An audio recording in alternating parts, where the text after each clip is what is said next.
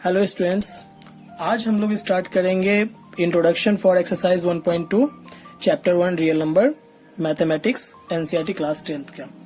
इसमें हम लोग को पढ़ना है फंडामेंटल थ्योरम ऑफ अरिथमेटिक। सबसे पहले हम लोग समझेंगे कि ये फंडामेंटल थ्योरम ऑफ अरिथमेटिक है क्या और ये कहता क्या है।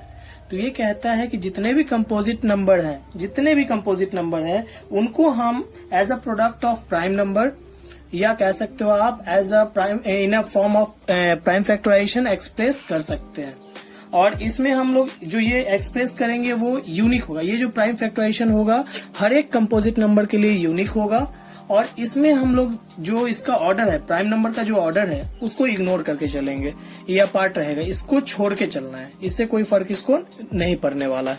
तो इसको समझते हैं हम लोग, इसके स्टेटमेंट को लिखते हुए और कुछ एग्जांपल्स के थ्रू इसको समझने की कोशिश करते हैं। सबसे पहले हम लोग देखते हैं कि ये कहता क्या है। तो इसका पहले हम लोग स्टेटमेंट लिखते हैं। तो ये बोलता है every composite numbers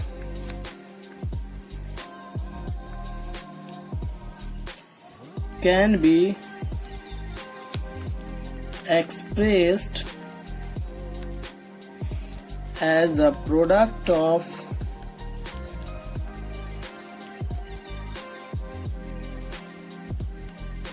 primes, and this factorization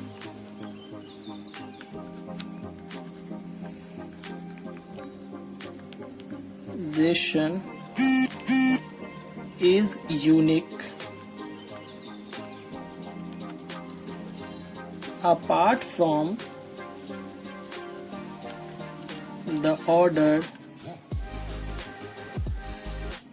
in which the prime numbers occurs, prime factors occurs। Okay, ये हमारा स्टेटमेंट है। और इस स्टेटमेंट में आप ध्यान से एक एक वर्ड पढ़ के हम लोग समझते हैं। कहता है every composite numbers can be express as a product of primes and this factorisation is unique apart from the order in which the prime factors occurs. अब इसका ये फर्क नहीं पड़ने वाला है कि अब किस ऑर्डर में वो लिया गया है प्राइम फैक्टर्स, उससे कोई फर्क नहीं पड़ना है। इसमें ये देखना है कि जो प्राइम फैक्टर्स लिया गया है वो यूनिक होगा। एक कंफर्म है कि ये यूनिक होगा हर एक कंपोजिट नंबर्स के लिए। जैसे अगर मान लो कोई एक नंबर हम आपको दे दे, कोई भी एक नंबर दे दे, मान लो अगर मैंने 56 दे दिया आपको, मान लो 56 दे दिया, 56 एक नंबर आपको दिया और साथ साथ आपके क्लास के हर एक बच्चों को 56 प्राइम फैक्टराइजेशन करने के लिए दे दिया। तो इसका जो सभी प्राइम फैक्टराइजेशन करेंगे तो सबका सेम आंसर आएगा, अलग नहीं आएगा, क्योंकि ये यूनिक होता है इसका प्राइम फैक्टराइजेशन। तो आप देखो क्या करोगे, आप सबसे पहले 2 से करोगे ना, क्योंकि सबसे स्मॉलेस्ट प्राइम नंबर 2। तो इससे कोई फर्क नहीं, आप 2 से करो या 3 से करो, जिससे ये कटेगा आप कर सकते हो। जैसे देखो, मान लो कि मैंने आपको दिया तो आपने ऐसे किया, 2 से आपने इसको डिवाइड किया, कितना होगा 2 2 जा 4, 8 2 जा 16, फिर अगेन 2 से 14, अगेन 2 से 7। ओके, अब हम इसको ऐसे लिख सकते हैं ना, 56 equal to 2 into 2 into 2 into 7। मान लो मैंने आपके जो दोस्त को दिया, उन्होंने उसको कैसे लिखा 2 इंटू 7 इंटू 2 इंटू 2, या किसी और ने लिख दिया 7 इंटू 2 इंटू 2 इंटू 2। इससे कोई फर्क नहीं पड़ेगा। आप ध्यान से देखो, 56 में 3 2 आया है और 1 7 आया है एज अ प्राइम फैक्टराइजेशन। वही चीज यहाँ भी है और वही चीज यहाँ भी है। यही ये दिखलाता है कि ये यूनिक है। और आप ऐसे लिखो, ऐसे लिखो, ऐसे लिखो, कोई फर्क नहीं पड़ता है, क्योंकि ये पहले ही कह चुका है कि ये अपार्ट फ्रॉम द ऑर्डर, यानी ऑर्डर से परे है, इससे हटके है, ऑर्डर से कोई मतलब इसको नहीं है। तो ऑर्डर को हम इग्नोर करके इस तरह से प्राइम फैक्टराइजेशन में लिख सकते हैं। इसको आप इस तरह से भी लिख सकते हैं 2 का पावर 3 इंटू 7। क्यों? क्योंकि 2 3 टाइम्स है, मल्टीप्लाइड हो रखा है, तो 2 का पावर 3 इंटू 7 हम इसको लिख सकते हैं। होप है कि आपने इसको अच्छे से समझा होगा। इससे आगे अगर थोड़ा सा हम बढ़ते हैं, जैसे अगर आपको याद नहीं है प्राइम नंबर या कंपोजिट नंबर, तो आप कमेंट बॉक्स में कमेंट कर देंगे। अगर कोई प्रॉब्लम होगी तो आप मुझसे पूछ सकते हैं, या डिस्क्रिप्शन में मेरा नंबर रहेगा, आप व्हाट्सएप पे भी मैसेज करके इसके बारे में प्राइम नंबर या कंपोजिट नंबर अगर समझना हो तो आप मेरे से पूछ सकते हैं। ओके, इसमें मेनली यही चीज बतलाना था, इसमें कोई खास चीज अलग नहीं है। चलो इससे आगे हम थोड़ा सा बढ़ते हैं। हमारे बुक का जो एक एक्सरसाइज का जो एग्जाम्पल का क्वेश्चन है, एग्जाम्पल का फर्स्ट क्वेश्चन अगर हम देखें वो है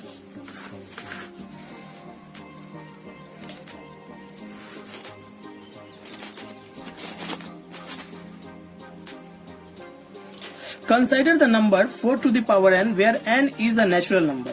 Check whether there is any value of n for which 4 to the power n ends with the digit 0. हमें चेक करना है कि 4 का पावर n है और n यहाँ पे क्या है, where n belongs to natural number है। तो हमें चेक करना है कि क्या n का कोई ऐसा वैल्यू होगा जिसके लिए इसका जो है प्रोडक्ट जो आएगा या जो वैल्यू आएगा वो वैल्यू के लास्ट में 0 आ जाए या इंड करे वो 0 से, तो वही बात है 0 आ जाए। तो क्या इसके लिए क्या करेंगे, चेक करेंगे। चेक कैसे करोगे, n नेचुरल नंबर है तो क्या करेंगे, 4 का पावर 1, 4 का पावर 2, 4 का पावर 3, 4 का पावर 4, क्या ऐसे ही करते करते निकालते चले। तो अगर ऐसे निकालते चलेंगे तो क्या होगा, ऐसे निकालते चलेंगे तो क्या हो जाएगा, ऐसे ही ना चलते जाएंगे और ऐसे वैल्यू निकालते गए, बहुत सारा वैल्यू हम निकालते चले जाएं, तो क्या कभी भी ऐसा होगा कि कभी वैल्यू खत्म होगा। n तक का हमको चेक करना है, तो n तो इन्फिनिटी है, नेचुरल नंबर तो एंडलेस है, तो हम लाइफ टाइम भी वैल्यू निकालते रह जाएंगे, तो ये वैल्यू निकलता चला जाएगा और कभी भी हम लोग इसको चेक करते ही लाइफ टाइम रह जाएंगे, कभी भी एक फाइनल आंसर पे नहीं पहुंचेंगे। अब रही बात फाइनल आंसर पे पहुंचने की बात है, तो सिंपली हम लोग क्या करेंगे, बहुत आसान सा इसका तरीका है, जो आपने अभी पढ़ा है उसी यूनिकनेस का हमें यूज करना है। फंडामेंटल थ्योरम में जो प्राइम फैक्टराइजेशन के यूनिकनेस की बात की गई है उसी को यूज करना है। अब इसको समझने से पहले थोड़ा सा आपको एक चीज को समझना पड़ेगा। अब क्या समझना है, तो कहता है if A number ends with 1 0, अगर लास्ट में एक ही 0 के साथ खत्म हो, उसके लिए क्या होता है, तो उसके लिए देखो आप कोई भी नंबर ले लो जो 1 से एंड करता हो, 10 है तो 10 आया ना, या 1 0 के साथ में 280 है, चाहे कुछ भी हो। तो इस तरह का जो भी नंबर लेंगे जो लास्ट में 0 आता है, तो इनका जब आप प्राइम फैक्टराइजेशन करोगे तो 2 और 5 ये दोनों आना चाहिए एटलीस्ट, ठीक है, एटलीस्ट 2 into 5 आना चाहिए 1 0 के लिए। तो कहता है प्राइम फैक्टर में 2 और 5 का होना जरूरी है। तो इसको आप ऐसे भी कह सकते हो कि ये किस फॉर्म में, 2 का जो है 2 into 5 के फॉर्म में होना चाहिए, और 2 का पावर, इसको हम कभी कभी कहीं कहीं लिखा हुआ देखते हैं 2 का पावर m into 2 का पावर n, ऐसे करके भी लिखा रहता है, उससे कोई फर्क नहीं है। m और n जो है नेचुरल नंबर्स ही रहेंगे, सॉरी होल नंबर्स रहेंगे, वहां पर आप 0 भी ले सकते हैं, ठीक है, उससे कोई फर्क नहीं पड़ता। ये फैक्टराइजेशन की बात है। अगर इफ ए नंबर हम ऐसे कह दें ends with 2 zeros, 2 0 लास्ट में आने के लिए 2 4 का, 2 2 का और 2 5 का होना जरूरी है। प्राइम फैक्टर्स में इतना होना जरूरी है। उसी तरह से हर एक के लिए हम लोग बता सकते हैं कि ये होना जरूरी है। तो यहाँ कह रहा है कि ends with 0, डिजिट 0, तो डिजिट 0 तो सिंगल बात हो रही है कि लास्ट में 0 होना चाहिए। तो इसको हम सिंपली कैसे चेक करेंगे, तो जैसे हमारे पास 4 का पावर n है, तो इसको फैक्टराइज करेंगे तो हम ऐसे लिख सकते हैं 2 into 2 का पावर n, इसको हम ऐसे भी लिख सकते हैं 2 का पावर 2 का पावर n और 2 का पावर 2n। गौर से देखिए, क्या इसमें 5 है, नहीं है ना, ओनली 2 है। और हमने क्या अभी पढ़ा था कि 2 और 5 होना चाहिए। ये यूनिकनेस ही है जो हमें हेल्प कर रहा है। ये यूनिक यानी कि लास्ट में 0 होने के लिए 2 और 5 का होना जरूरी है। ये यूनिकनेस जो है हमारा फंडामेंटल थ्योरम का, यही बहुत बड़ा हेल्प कर रहा है इसको सॉल्व करने में। नहीं तो इसको सॉल्व करने में हमारा पूरा लाइफ निकल जाता, हम सॉल्व नहीं कर पाते। तो देखो यहाँ 2 है, तो यहाँ लिखेंगे we have no 5 as a factor of 4 to the power n. Okay, so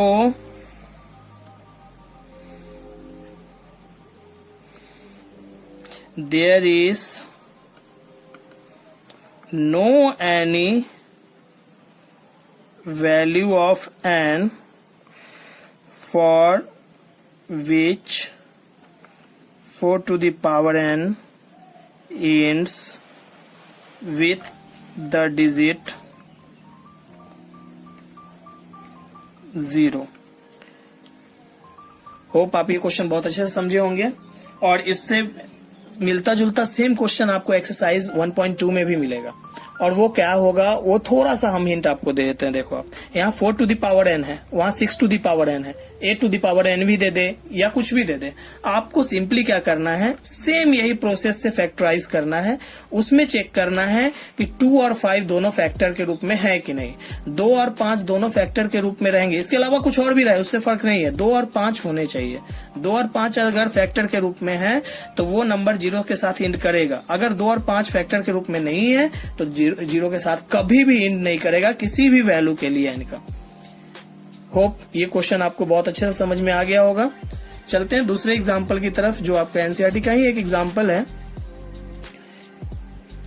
find the LCM and HCF of 6 and 20 by the prime factorisation method. लो भाई ये कौन सी बात हो गई, आपने ये छोटे क्लासेस में पढ़ा है, आपको याद होगा क्लास 6 में एलसीएम और एचसीएफ आपको सिखलाया गया होगा पढ़ना या निकालना। बहुत आसान सा तरीका है, किसके द्वारा, प्राइम फैक्टराइजेशन मेथड के द्वारा। कि अभी हमको किसका किसका निकालना है, तो 6 और 20 का निकालना है। 6 और 20 का निकालना है ना, तो सिंपली हम क्या करते हैं, 6 का प्राइम फैक्टराइज करते हैं तो क्या आएगा 2 3 3 1, और इधर 20 का भी निकाल देते हैं तो 2 10 2 5 5 1, यही आया ना। सिंपली हम कैसे निकालते थे, ट्रेडिशनली कैसे निकालते हैं, सिंपल यही है ना। 6 equal to 2 into 3 and 20 equal to 2 into 2 into 5। हमें निकालना है एलसीएम और एचसीएफ दोनों। एलसीएम पहले तो एचसीएफ निकाल लो, बहुत आसान सा तरीका मैं आपको समझा दूंगा एचसीएफ का क्या है। आप ये भी जानते हो कि जो कॉमन फैक्टर है उसी को लिख देते हैं तो हमारा क्या हो जाता है, प्रोडक्ट ऑफ कॉमन फैक्टर। जो भी प्रोडक्ट कॉमन फैक्टर आएंगे उनका प्रोडक्ट के रूप में हम एचसीएफ को लिखते हैं। तो यहाँ सिर्फ 2 है तो एचसीएफ 2 हो जाएगा। और हम अगर एलसीएम की बात करें तो product of common factor and non common factor, यानी product of common factor and non common factors is known as LCM. तो अब देखो the product of common factor के लिए एक बार लिखते हैं तो 2, और नॉन कॉमन फैक्टर में जो बच गया 3 इंटू 2 इंटू 5। अब इनको मल्टीप्लाई कर दीजिए, 3 2 6 2 12 6 60, ये हमारा एलसीएम आ गया। ठीक है, चलो ये तो बात हो गई कि यहाँ जो निकालना था, लेकिन एक्चुअली हमें पढ़ना क्या है, आगे जो हमें पढ़ना है उस पे थोड़ा सा फोकस करते हैं। पढ़ना है हमें वो देख लीजिए थोड़ा। कहता है if there is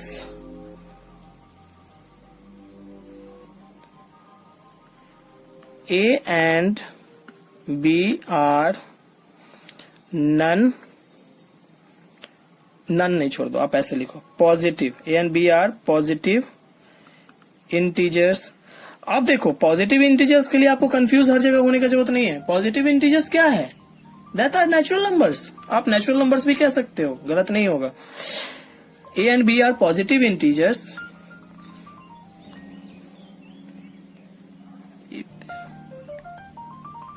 if their a and b are positive integers, then LCM of AB into HCF of AB will be equal to product of A and B।